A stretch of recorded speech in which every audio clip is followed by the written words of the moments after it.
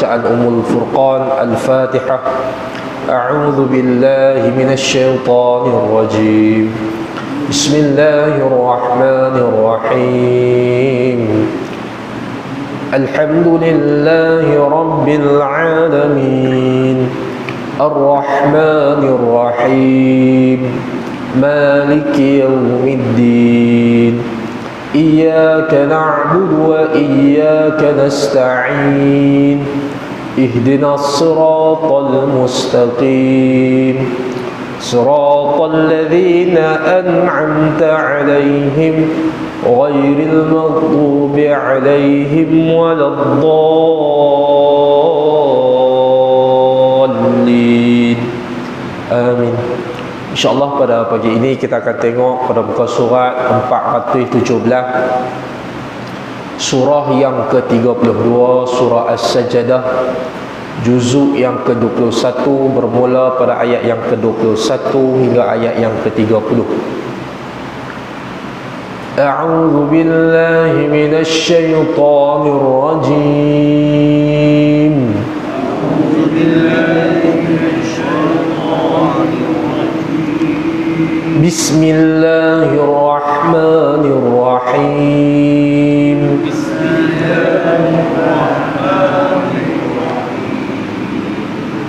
وَلَنُذِيقَنَّهُمْ مِنَ الْعَذَابِ الْأَدْنَى دُونَ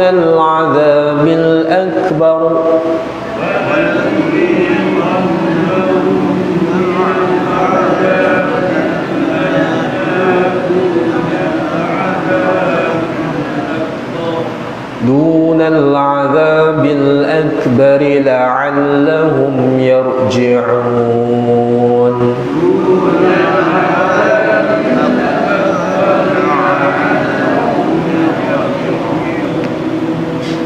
وَمَنْ أَظْلَمُ مِمَّنْ ذُكِّرَ بِآيَاتِ رَبِّهِ ثُمَّ أَعْرَضَ عَنْهَا.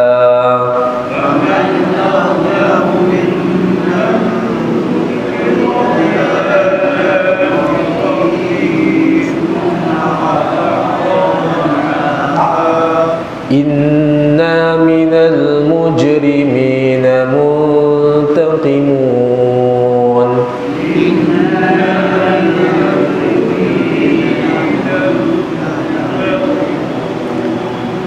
Wa laqad atayna Musal kitaba fala takun fi miryatin min liqa'ihi.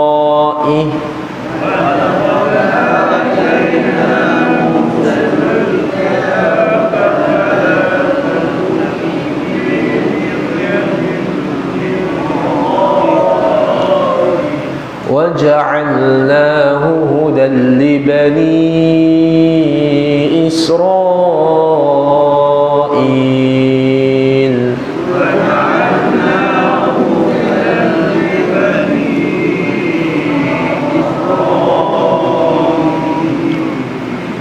وَجَعَلْنَا مِنْهُمْ أَئِمَّةً يَهْدُونَ بِأَمْرِنَا لَمَّا صَبَرُوا.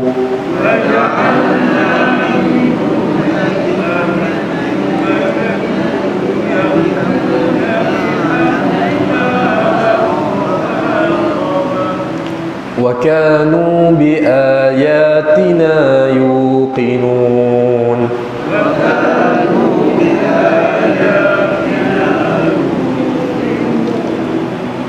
إِنَّ رَبَّكَ هُوَ يَفْصِلُ بَيْنَهُمْ يَوْمَ الْقِيَامَةِ فِيمَا كَانُوا فِيهِ يَخْتَلِفُونَ.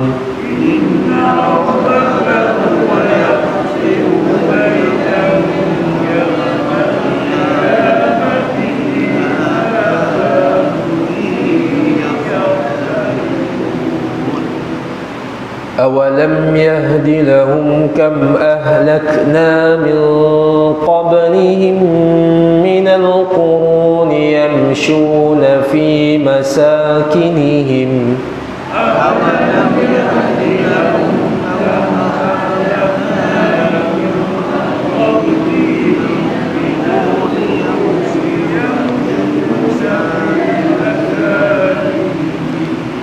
Inna fi dhalika laayat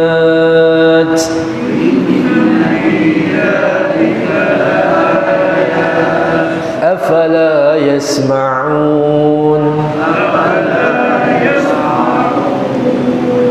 awalam yarau anna nasuqul ma'a ila al-ardil juruzi fanukhriju bihi zar'a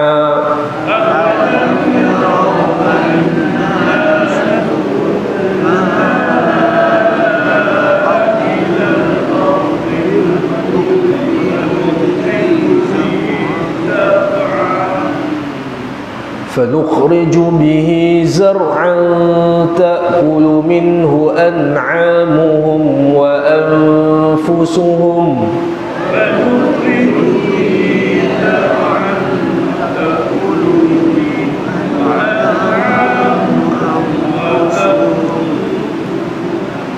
أفلا يبصرون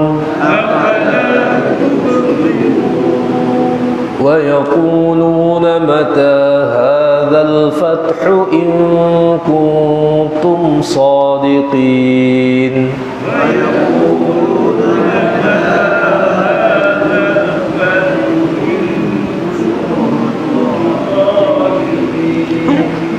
قل يوم الفتح لا ينفع الذين كفروا إيمانهم ولا هم ينظرون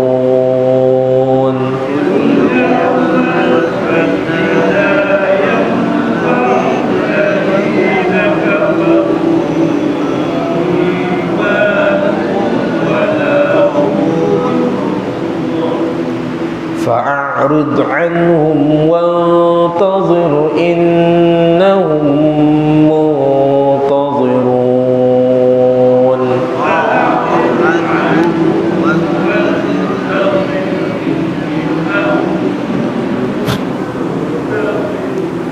صدق الله العظيم.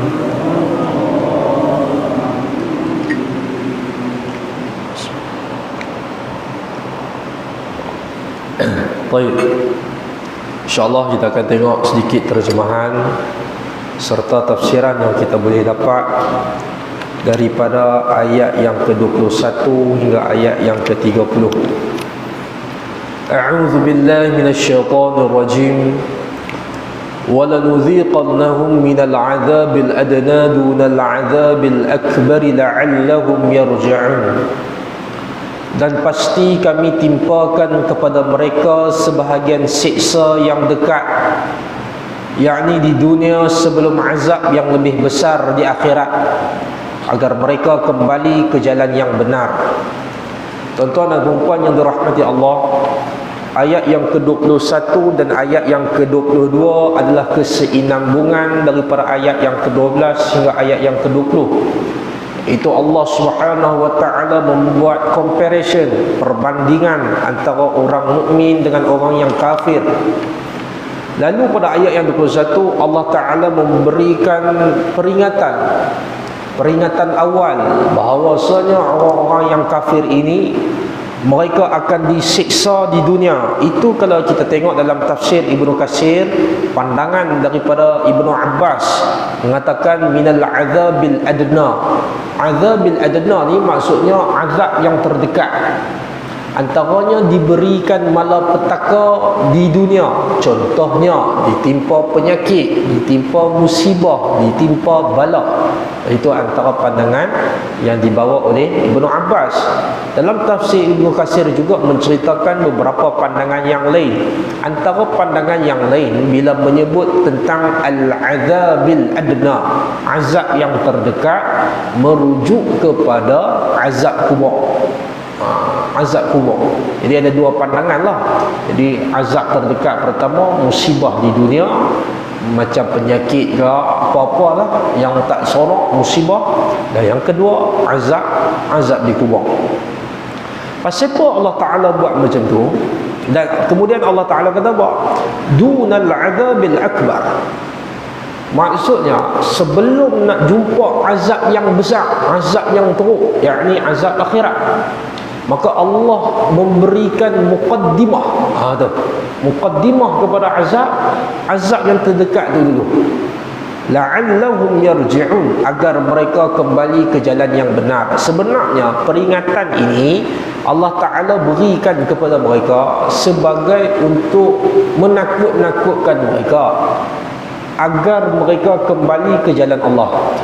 Maksudnya apa tuan-tuan? Orang yang ditimpa musibah di atas muka bumi ini, sebenarnya Tuhan sayang kat dia. Tuhan sayang kat dia. Dia masih lagi ada peluang untuk mendapat pengampunan daripada Allah. Tuhan tak biar dia ralik, seronok, tenang, bahagia, berjaya. Tuhan bagi tu suruh dia fikir sebab apa dia jadi macam ni. Tuan-tuan tengok, ada beberapa orang yang lepas diuji, dia kembali ke jalan yang sebenar. Berbeza dengan Fir'aun, kehidupan dia selesa, sampailah dekat nak mati baru dia sedar hidup susah tu macam mana. Tapi dah tak ada guna. Orang-orang yang diberikan kesenangan atas muka bumi ini, dalam keadaan dia berterusan melakukan kemaksiatan, dia rasa dia selamat. Sebenarnya itu lebih bahaya. Lebih bahaya kerana mereka ini selalunya dalam golongan yang dijauhkan rahmat daripada Allah. Baik. Pada ayat yang ke-22, Allah Subhanahu wa taala kata apa? Wa man azlamu mimman dzukira bi ayati rabbih thumma a'rada 'anha. Dan siapakah yang lebih zalim daripada orang yang diperingatkan dengan ayat-ayat Tuhannya, kemudian dia berpaling daripadanya. Inna minal mujrimina muntaqimun, maka kami akan memberikan balasan kepada orang-orang yang berdosa. Baik, ini tuan-tuan, ayat 22 ni sebenarnya menarik. Bahawasanya Allah Subhanahu wa taala nak menceritakan ramai manusia apabila diberikan peringatan, mereka memekakkan telinga mereka, membukatakan mata hati mereka untuk melihat kebenaran. Ini yang saya pernah sebut, orang yang tidak peduli, dia mempunyai sifat ignorant. Dia bukan saja ada sifat arrogant, sombong, tetapi dia ada sifat ignorant. Dia sifat tak peduli, tak ambil kisah dengan kebenaran. Menyebabkan bila dia tak peduli, Tuhan kata orang-orang macam ni orang yang paling zalim kat atas diri dia. Saya bagi contoh mudah lah tuan-tuan. Saya bagi contoh mudah. Katalah seorang cikgu, selalunya saya untuk buat macam tu. Abang kat anak murid, minggu depan kita tak periksa ni, apa buka buku kah? Ustaz nak bagi tahu masuk daripada mana sampai mana. Mana tak masuk jangan duk baca. Tak masuk jangan duk baca. Ustaz nak bagi tahu ni. Kita pun abang bukan secara random ataupun secara umum. Okey, soalan 1 sampai soalan 5. Dia soalan ni soalan takrif. Okey, apa takrif ni, apa takrif ni. Daripada soalan 1 sampailah soalan terakhir. Soalan kalau ada 50 soalan, 50 soalan tu habaq secara terperinci. Hak ni masuk, hak ni tak masuk. Kalau nak hafal sampai dekat ni saja. Habaq dengan terperinci. Lepas tu pula, lepas dah habaq dengan terperinci, susun pula jadual dekat anak-anak pelajar. Sagi lepas Zuhur, hampa study lah dulu soalan 1 sampai soalan 5. Lepas Zuhur rehat pun, malam lagi sambung pula, susun jadual pula kat anak-anak murid ni, daripada mana sampai ke mana, nakkan pukul berapa sampai pukul berapa nak baca, supaya anak-anak murid ni tak terbeban malam nak periksa baru hafal semua. Susun jadual pula. Lepas dah susun jadual, follow up pula dalam WhatsApp. Apa baca buku pula ni, tak mana tak faham boleh tanya ustaz. Kok hari tu kok ustaz habaq awal, tak mana yang tak dan nak tulis, bagi tahu lah ustaz dia ada ni. Ustaz standby sampai pukul 12 malam, apa boleh tanya. Tiba-tiba masa hari periksa, budak tak jawab soalan. Sedangkan dah diberitahu sebulan sebelum. susun pula jadual, beri pula ruang kepada mereka untuk tanya saya sampai pukul 12 malam. Tiba-tiba tak jawab. Siapa yang zalim ke atas diri mereka? Sedangkan bila saya bagi markah, budak-budak tu tak lepas. Siapa yang lebih zalim ke atas diri? Tiba. Kan telah diberikan arahan, telah diberikan petunjuk, disusun pula satu demi satu, tapi tak buat. Salah siapa? Budak-budak tak boleh kata, Ustaz tolonglah saya Ustaz, ada satu markah lagi ni nak lalui. Tak boleh. Ustaz dah habaq dah kat hampa masuk mana sampai mana, tak boleh tolonglah, minta maaf walaupun satu markah lagi. Tolonglah Ustaz, tolonglah Ustaz. Tak boleh. Sepatutnya 40 tu pun tak layak dapat markah. Patut kena 90. Pasal dah habaq umur. Pasal dah habaq umur. Itu zalim pada diri sendiri. Sebab tu Allahumma salli ala sayyidina Muhammad. Allah Ta'ala kata apa? Depa ni, sifat depa ni macam mana? Yang zalim pada diri mereka sendiri, mereka berpaling daripadanya. Baik. Dalam tafsir Ibnu Katsir, Qatadah telah mengatakan, ada riwayat daripada Qatadah mengatakan, janganlah sesekali kamu berpaling daripada zikrullah, peringatan ataupun mengingati Allah sampai kita mati. Kalau dikhawatiri perkara ini akan membahayakan kita di sini dan di sana. Dan Allah Ta'ala pernah berfirman dalam Al-Quran, a'udzubillahi minasyaitonir rajim, wa man a'rada 'an dzikri fa inna lahu ma'isyatan dhanka. Dan barang sesiapa yang berpaling tadah daripada peringatanku, nescaya aku akan sempitkan kehidupan dia. Jadi bahaya. Hati-hati apabila kita berpaling tadah. Berpaling tadah ni satu perkara yang bahaya. Dan Allah Ta'ala kata apa? Siapa-siapa yang berpaling tadah, yang dengan menzalimi diri dia sendiri, maka sesungguhnya kami akan memberikan balasan bagi orang-orang yang berdosa. Wallahu a'lam. Sesat.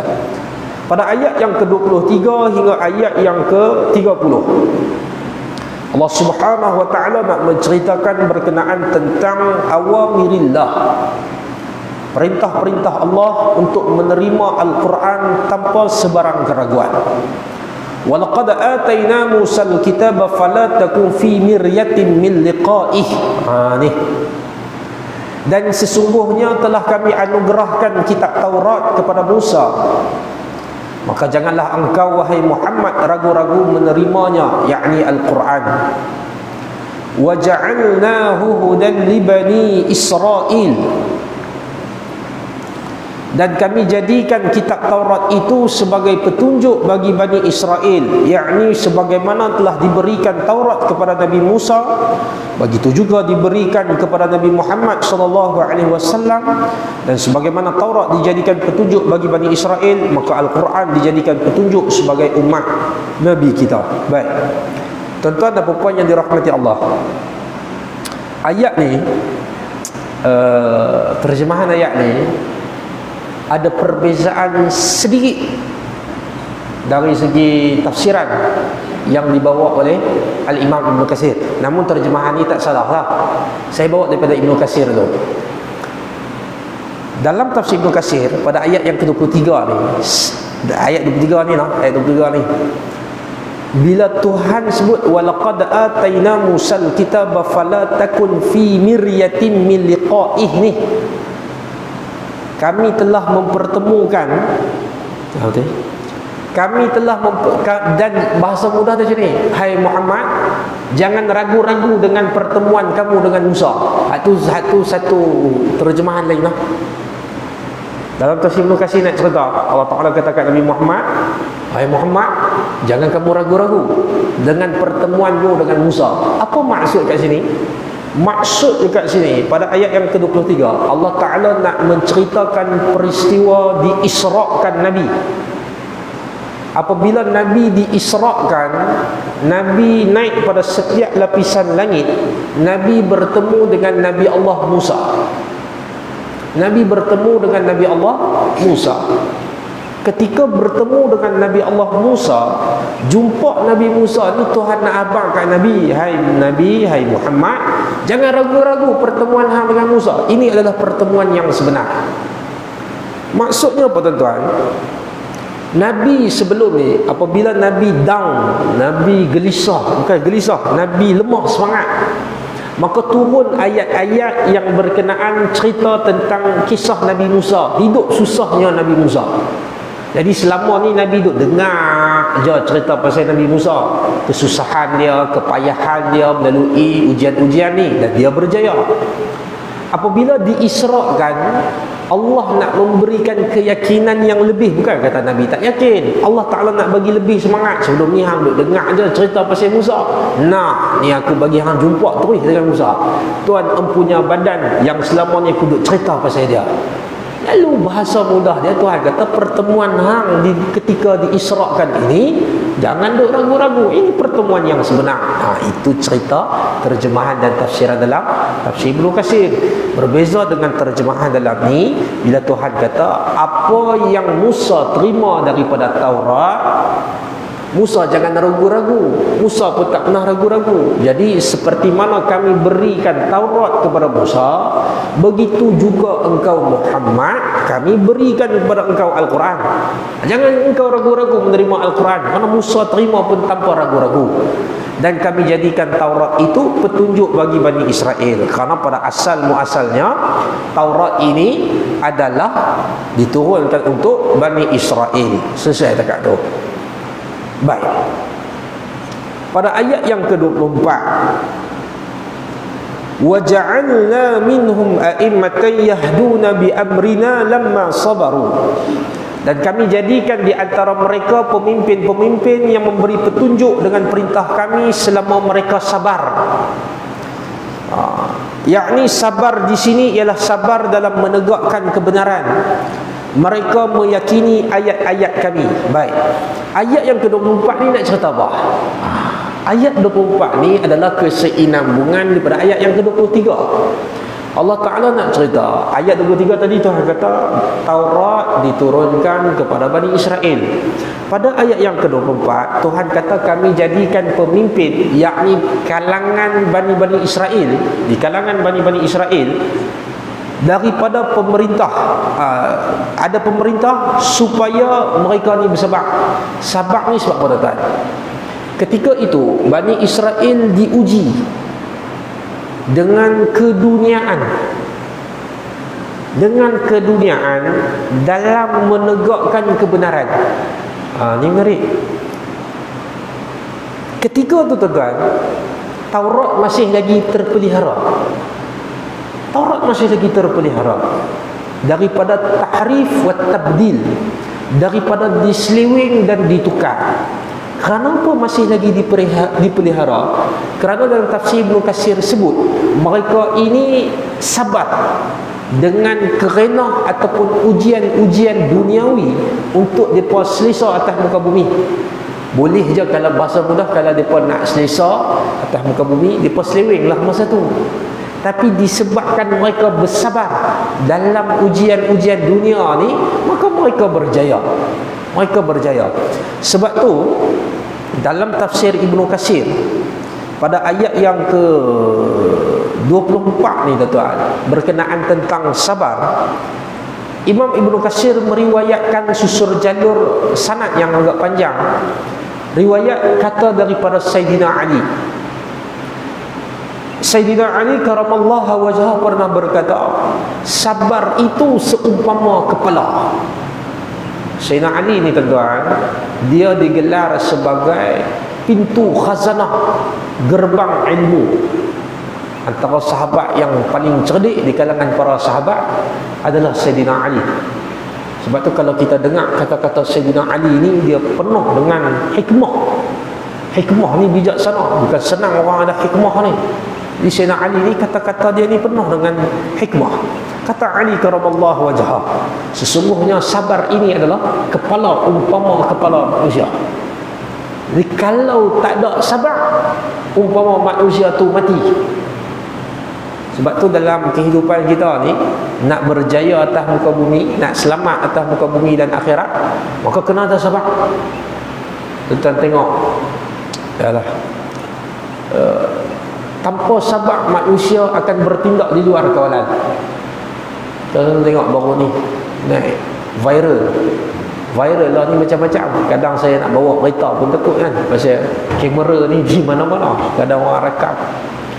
Jadi viral seorang pemandu kereta, dia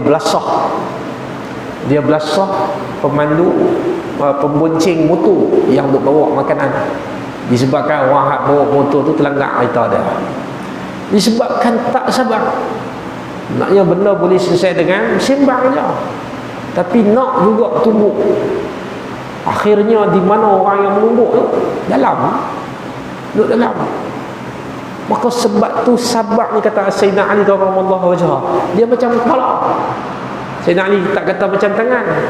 Kalau kata macam tangan, kalau putih tangan boleh hidup ni. Ni putih kepala, kalau tak ada kepala tak boleh nak hidup. Maka sabar ni tempat untuk kita berjaya. Gitu. Jadi asalnya dia kuasa sabar. Seterusnya pada ayat yang ke-25, inna rabbaka huwa yafsilu bainahum yawmal qiyamati fima kanu fihi yakhtalifun. Sesungguhnya Tuhanmu, dia yang memberikan keputusan di antara mereka pada hari kiamat tentang apa yang dahulu mereka perselisihkan padanya. Maksudnya apa tuan-tuan? Sesudah ayat 24 ni, dia duduk sabar, nah collapse juga, tergelincir juga, jatuh juga daripada kalangan ulama-ulama ataupun rahib pendeta-pendeta Bani Israel. Nah, terpedaya dengan urusan dunia, maka menyebabkan mereka dah mula menyeleweng kitab-kitab mereka. Sebab tu kalau tengok, dia ada banyak chapter, ada banyak bab ni dengan bab ni berbeza. Kawan ni dalam kitab ni kata macam ni, kawan ni kata kitab macam ni. Sebab apa jadi macam ni? Kerana sudah ada penyelewengan dalam tu. Sudah ada penyelewengan dalam tu. Dan kalau kita tengok penyelewengan ini berlaku disebabkan kerana tuntutan kehendak mereka pada ketika tu. Bahkan di kalangan penganut mereka sendiri pun tak tahu hak mana satu yang asal. Maka apa yang berlaku? Berlakulah perselisihan di kalangan mereka. Seperti mana contoh apabila berlakunya zaman kejatuhan Eropah, apabila Nasrani, Kristian, mereka berselisih tentang soal pengampunan dosa. Dulu pengampunan dosa, sampai sekarang pengampunan dosa melalui confession. Mereka akan confess, mengaku pada father, pada paderi mereka apa mereka buat salah. Maka father akan minta ampun, maka selesai dosa. Ketika zaman kejatuhan Eropah, berlakulah satu cara yang baru untuk pengampunan dosa, iaitu melalui penulisan surat. Ada surat, ada borang menebus dosa hak tak berapa banyak, borang dia murah sikit lah tuan-tuan. Dosa hak besar, borang dia mahal. Maka ketika itu agama mereka ditunggangi dengan duit. Dahsyat masa tu. Sehingga timbul satu mazhab Kristian yang baru yang dinamakan sebagai mazhab Protestan. Mazhab Protestan kerana berbeza. Jadi tuan-tuan, Tuhan nak cerita dulu lagi dah berbeza dah ketika sesudah diseleweng kitab-kitab ini berkenaan tentang perjanjian lama, perjanjian baru dah diseleweng, maka berselisihlah di kalangan umat-umat mereka. Maka ayat 25 Tuhan kata apa? Apa yang kamu selisihkan, aku akan putuskan pada hari kiamat mana satu yang betul, mana satu yang salah. Wallahu a'lam. Ayat yang ke-26.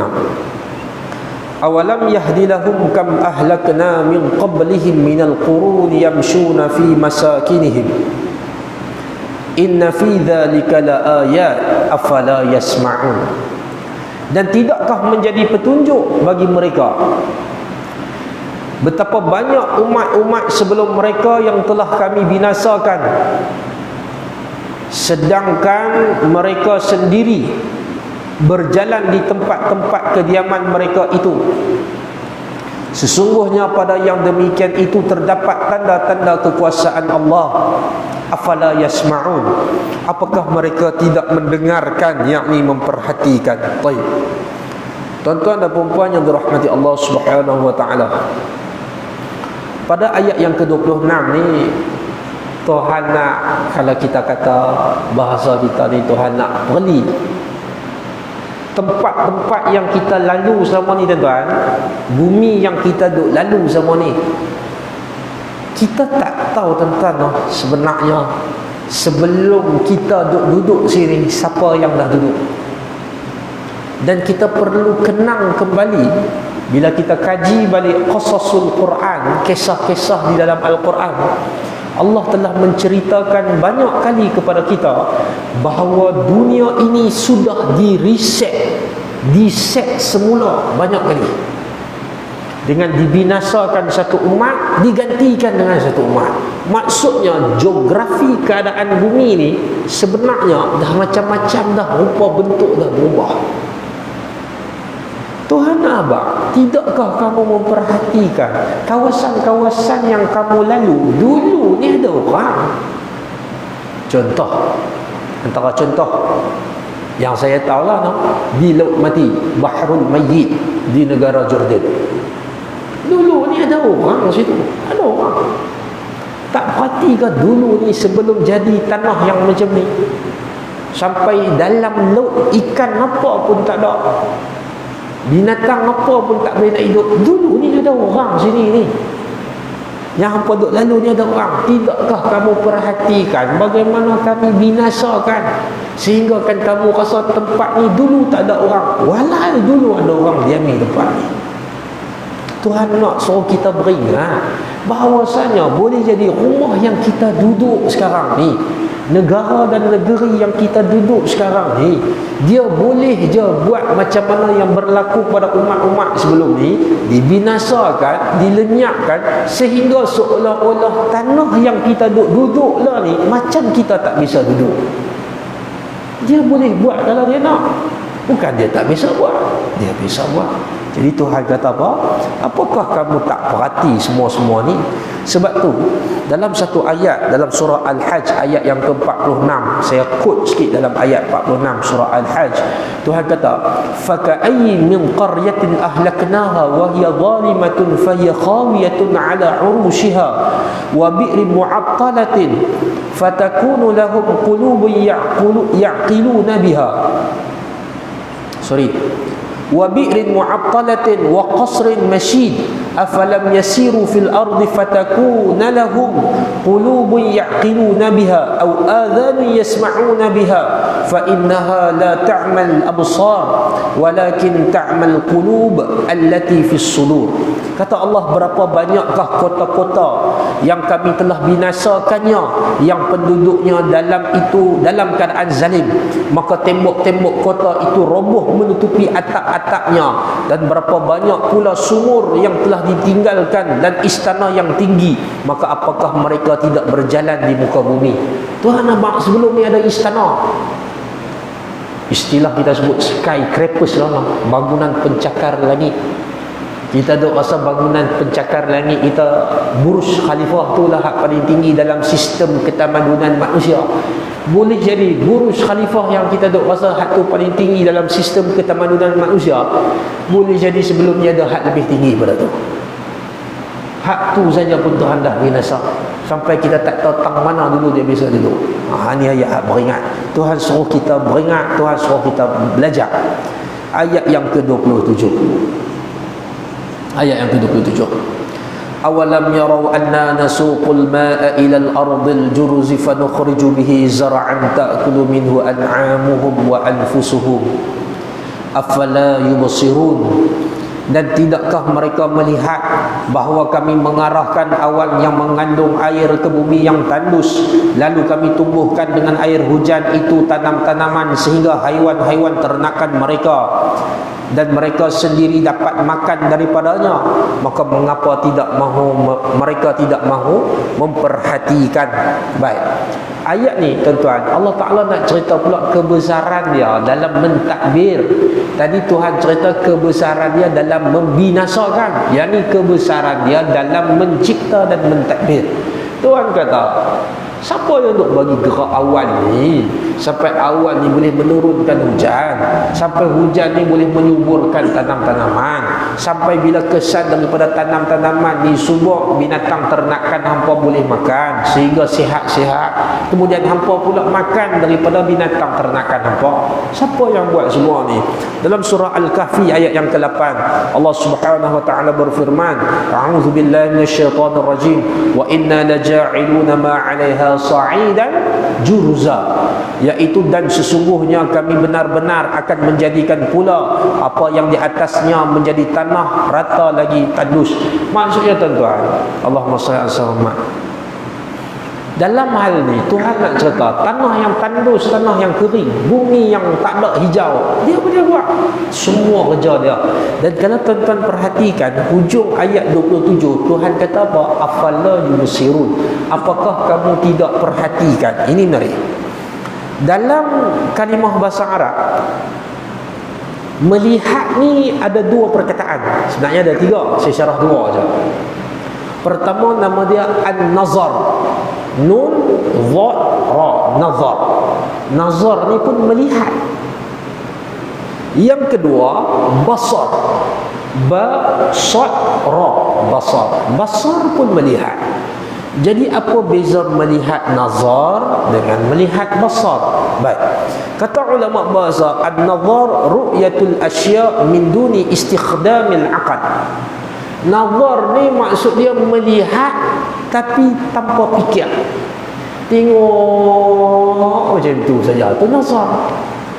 Tu nazar. Dia tengok tapi dia tengok tanpa dia fikir. Dia tak tadabbur. Yang kedua basar, kata ulama, ru'yatul asya' ma'a istikhdamil aqal wa tarkis, iaitu dia melihat sesuatu benda dengan dia menggunakan akal untuk dia faham sesuatu.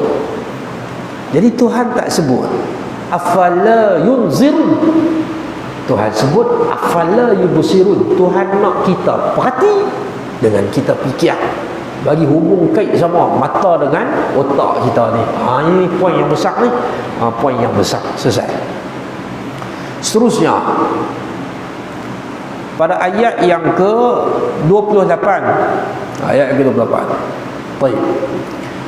Wa yaquluna mata hadzal fathu in kuntum shadiqin, dan mereka bertanya bilakah kemenangan itu datang jika engkau yang benar. Hak ni tuan-tuan, dalam tafsir Ibnu Katsir cerita, ini adalah ayat cabaran daripada orang-orang musyrikin Mekah. Bila dia duk kata macam ni, hai Muhammad, hang duk kata kalau kami tak sembah Tuhan hang, kami akan kena siksa, kami akan masuk neraka, kami akan sekian-sekian. Teruk sangat balasan kalau kami tak sembah Tuhan hang. Jadi mana bila balasan tu nak sampai seolah-olah depa ni nak candik Nabi, nak cabar Tuhan. Kalau betul lah apa yang Nabi kata berkenaan tentang amaran-amaran ni, mana? Sehingga kan setiap kali lepas mereka bangun daripada tidur, masuk hari siang, mereka tak sabar pergi jumpa Nabi, nak kata apa? Hai Muhammad, ni aku elok ni. Kemarin aku tak sembah Tuhan hang, kemarin aku buat maksiat macam-macam yang Tuhan hang larang aku buat, yang Tuhan suruh aku tak buat. Ni aku duk ada, bila balasan tu nak main kat aku? Tu ayat cantik tu. Tu ayat nak cabar Nabi dan Tuhan. Hati-hati. Ayat yang ke-29, Tuhan suruh Nabi balas balik dengan kata macam mana? Qul yawmal fathi la yanfa'ul ladzina kafaru imanuhum wa lahum yunzarun. Katakanlah wahai Muhammad, pada hari kemenangan itu. Ini menarik. Menarik. Dalam Quran terjemahan ni, Al-Huda ni, dia bawa hasyiah nota kaki, maksud pada hari kemenangan itu. Yang orang tak tanya bila hampa nak menang, bila hampa nak menang. Tuhan kata, hai Muhammad, katakanlah kepada mereka pada hari kemenangan itu.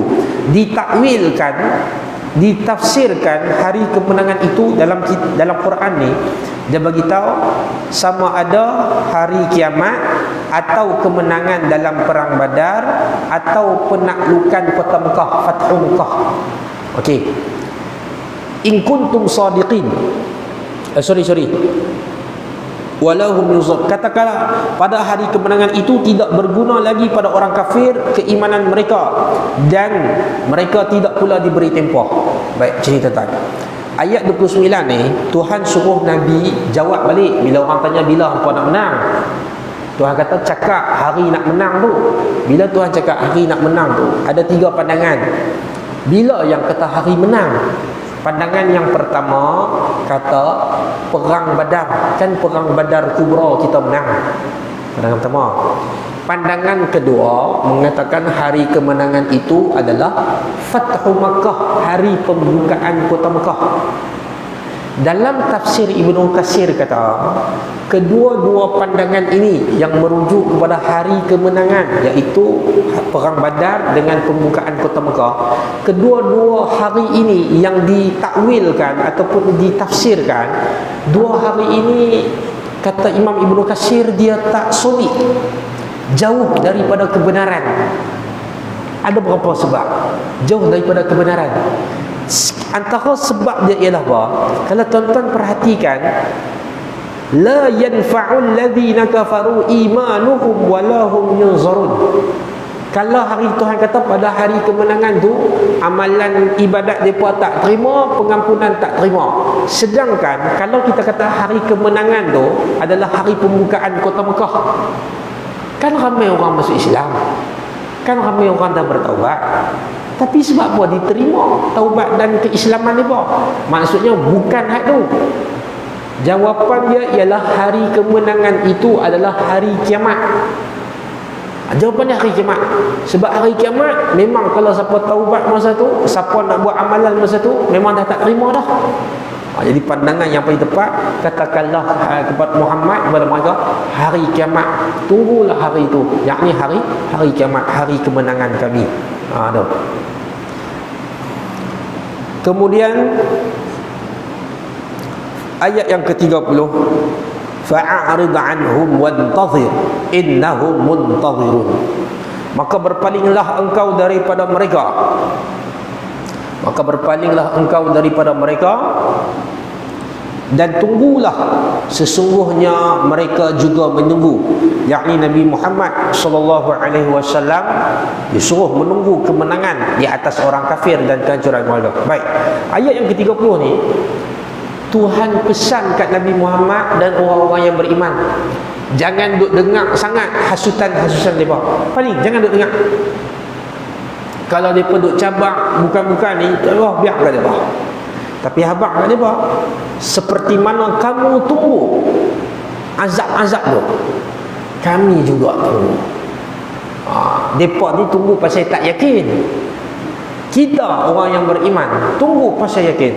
Sebab tu tuan-tuan, Allah Ta'ala dah berfirman dalam Al-Quran, la yastawi ashabun nari wa ashabul jannah, tidaklah sama di antara ahli neraka dan ahli syurga. Ashabul jannati humul faizun, orang-orang syurga ini mereka memperoleh kemenangan. Antara peroleh kemenangan ahli syurga itu ialah apa tuan-tuan? Mereka rasa puas, kegembiraan bagi orang yang berjaya daripada kalangan ahli syurga. Mereka rasa puas dan mereka rasa seronok tengok orang yang tidak beriman masuk dalam neraka dan disiksa. Ada orang kata, ustaz, apa busuk hati betul ahli syurga ni nak kata. Tanya sebab apa? Sepatutnya bersedihlah orang kena siksa. Mereka ahli syurga itu berhak untuk mentertawakan orang yang berada di dalam neraka, kerana sebelumnya di atas muka bumi orang-orang yang beriman itu ditertawakan oleh mereka. Duk semayang apa, duk tunggang kebalik apa, duk minta doa apa, bukan boleh kaya pun. Dulu kita pernah ditertawakan. Orang-orang yang beriman ditertawakan dengan amalan mereka. Duk cakap, duk doa banyak-banyak, awak duit boleh turun pada langit ke? Tu ayat bahaya tu. Kita kena gelak dengan mereka. Duk pusing-pusing petak hitam tu pasal apa? Tak boleh ke pusing tempat lain? Orang duk kata macam-macam. Tak apa, gelak, kita gelak. Seperti mana mereka gelakkan kita. Esok lusa ahli syurga akan mentertawakan padan muka hamba. Dulu apa duk gelak sangat kat kami. Dia. Itu antara yang disebut dalam Al-Quran. Dan mudah-mudahan tuan-tuan, apa istifadah yang kita boleh buat, sebenarnya petunjuk ni sentiasa ada dengan kita. Kadang tak perlu cari pun petunjuk, dia memang duduk dekat dengan kita. Saya bagi contoh, ada orang nak kena pi sana, pi sini, pi cari petunjuk. Petunjuk ni Tuhan dah bagi dekat dengan kita. Kita sihat, siapa bagi kita sihat? Tuhan. Kita sakit, kat badan kita sakit, siapa bagi sakit? Tuhan. Jadi petunjuk apa lagi yang kita nak cari? Sedangkan dah terbentang luas dah clue petunjuk kepada kita. Siapa kita nak ada sifat ignorant, sifat tak peduli ni?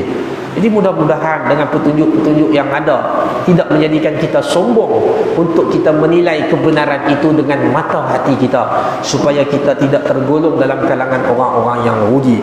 Alhamdulillah tuan-tuan, semalam ni tuan-tuan, saya minta maaf hari ni saya terpaksa habis awal. Tidak, saya duduk habis 7.30. Saya minta maaf saya habis awal pasal hari ni ada bingkil sikit.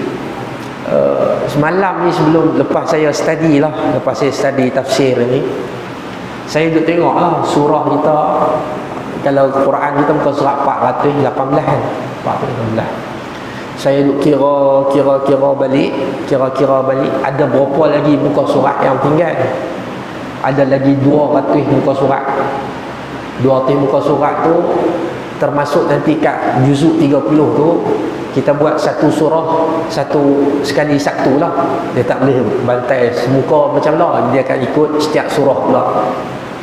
Dia ikut-ikut tu ada lebih kurang lagi 200 kali satu. Bahasa mudah, 200 kali satu. Kalau 200 kali satu, sekarang ni untuk kuliah tafsir sebulan 3 kali. Sebab minggu ketiga kita ada penceramah doang. Okey. Jadi kalau sebulan 3 kali, maksudnya lebih kurang kita ada lagi 66 bulan. 66 bulan bahagi 12 bulan, lebih kurang tinggal kalau nak habis 30 juzuk tafsir Ibnu Katsir, ada lebih kurang lagi 5 tahun setengah. 5 tahun setengah. Jadi bila saya cerita pagi ni, kira kurang-kurang kita tahu bila agak-agak nak habis ni. 5 tahun setengah lagi nak habis, insyaAllah. Tapi alhamdulillah, sikit-sikit kita buat ni. Hak tafsir ni pun lama kita buat ni. Seingat saya, masa saya betul-betul balik daripada Jordan, seingat saya balik lebih kurang tu pun on off. Tapi alhamdulillah tinggal 5 tahun setengah lagi tuan-tuan. 5 tahun setengah, insya-Allah habislah tafsir tadabbur kita. Kalau panjang umur, murah rezeki, insya-Allah. Tuan-tuan dan puan-puan yang dirahmati Allah, saya fikir sekadar tu saja perkongsian saya dengan tuan-tuan dan puan-puan pada malam ni. Terima kasih banyak-banyak atas kesediaan tuan-tuan dan puan-puan hadir pada pagi ini. Saya mohon maaf, mohon ampun sekiranya terdapat sabaqul lisan, tergelincir dalam berbicara. Man kathura kalamuhu kathura saqtuhu. Barang sesiapa yang banyak cakap dia dikhawatiri banyak juga silapnya. Yang baik datang daripada Allah, yang lemah yang kurang datang pada saya sendiri. Hakikatnya kullu min 'indillah. Katakanlah bainamu, ini hakikatnya datang daripada Allah. Aqulu qawli hadza wa astaghfirullahal azim li wa lakum. Assalamualaikum warahmatullahi wabarakatuh. Allahumma arhamna bil Qur'an waj'alhu lana imaman wa nuran wa hudan wa rahmah. Allahumma dhakkirna ma nusina wa 'allimna minhu ma jahilna warzuqna tilawatahu ana al-layli wa atrafan nahar waj'alhu lana hujjatan ya